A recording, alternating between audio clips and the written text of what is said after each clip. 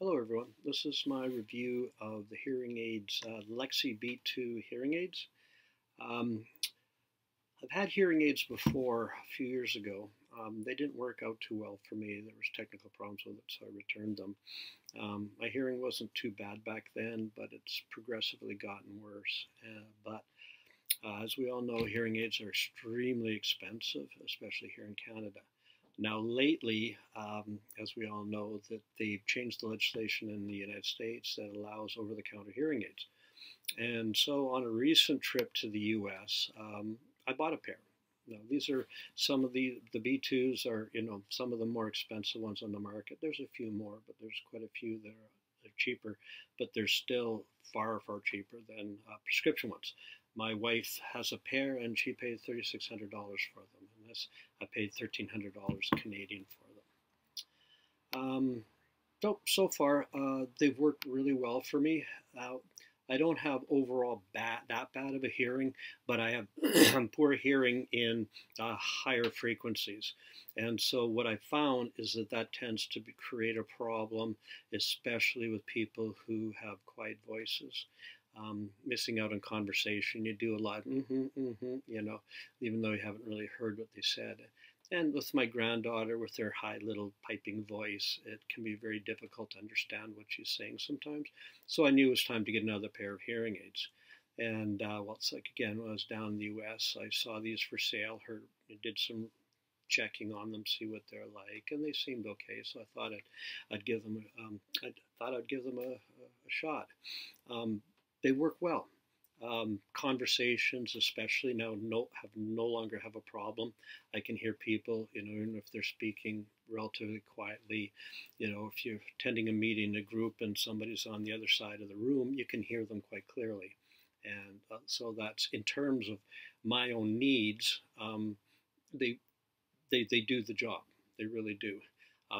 Because of the nature of my hearing, which is not uncommon. You usually lose the higher frequencies before you lose the lower frequencies. And from what I've read, it's because of the cilia in your inner ear that get the vibrations passing through the cochlea. The high frequency cilia that pick up the waveform in the fluid, they're near the opening of the cochlea. So they get damaged first.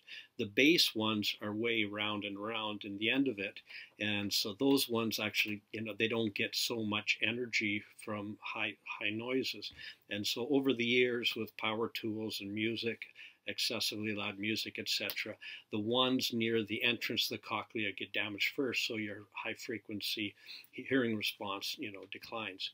So overall, my hearing isn't that bad, but high frequencies are really quite poor.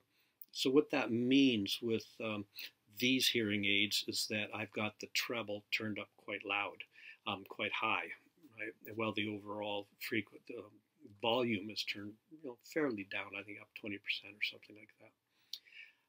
That creates problems, though, with these hearing aids. What I've found is if I'm in a situation where there's a lot of high notes around me, like, say, listening to live music, it'll create an oscillation. It'll create a resonance within the hearing aids.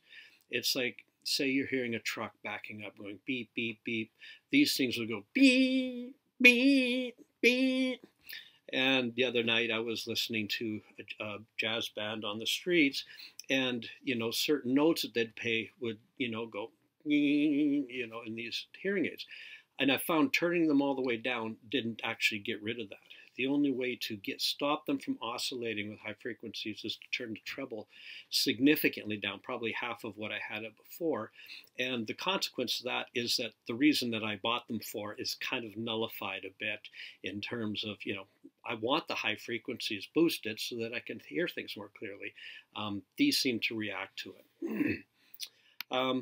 So that's one issue with them. I love that they're rechargeable. Like my wife, she paid like say $3,600 for hers. She has to replace hearing aid batteries at least twice a week. These, I just plug them in every night when I go to bed, pop them in the next day, and it's fine. And overall, because she gets her hearing aid batteries from Costco, which are quite inexpensive. It's not a huge expense, but it's like it's an irritation. You can be out doing stuff. Oh, I guess my hearing aid died, so I got to change the battery. Oh crap, I forgot to bring some with me. I would run out, etc., etc. It's just one more hassle, right? So other than that, I mean, they do what they're supposed to do. They work for me. No prescription, just adjust them as best I can, crank up the treble. I only have, I guess I'd say they're great, especially for the price, but I have one significant complaint about it, and that's using the app in order to communicate with your hearing aids. Now, again, we'll compare it with a prescription pair, is that usually you just go tonk, wait a second, they connect through Bluetooth, and then you adjust them, right? Not with these.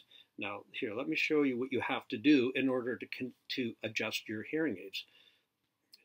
Hit the app, hit continue, choose that you've got Lexi hearing aids, choose which one you want, which it asks you whether or not you have B2 or B1, B2, and then you wait, and then you wait, and you wait. And the reason that you're waiting is unfortunately, one of the situations with these, they have to connect to their server before they will let the app connect to your hearing aids. Now it just came on. Now the screen, the adjustment, don't know if you can see that. The adjustment screen just came on, okay?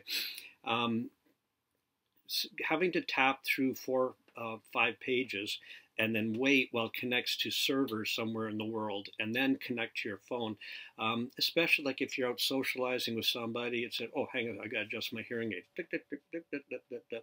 Wait. It's a pain in the butt, and it shouldn't be that way. The reason it's like this is because they sell these things by subscription, where you make monthly payments. And what they're concerned about is that somebody, starts a thing and then they disappear with the hearing aids, apparently. Because not only do they want to control it, like by connecting to their servers, they can actually control these things and apparently shut them off, make them so you can't use them if you don't keep up your payments. They also want to know where you are. Okay, so you have to have location services put on in order to turn on your phone, in order to adjust your hearing aids. And okay, it's irritating, it's invasive, but the problem, the biggest issue for me is I do a lot of cruising, sailing, I do a lot of backpacking and hiking, and there are times when I'm not in a service area. And so if I'm wanting to adjust the mode on my hearing aids, if I'm wanting to adjust the treble level, etc., I can't do it. I got to wait till I get into cell phone range of something in order to connect to their servers, in order to connect to my hearing aids so that I can adjust my hearing aids. That's just not cool. I can understand it if I was paying by a subscription service, but if you pay for them outright, there should be something where you turn all that crap off and you just have a screen where you turn it on and you adjust your hearing aids.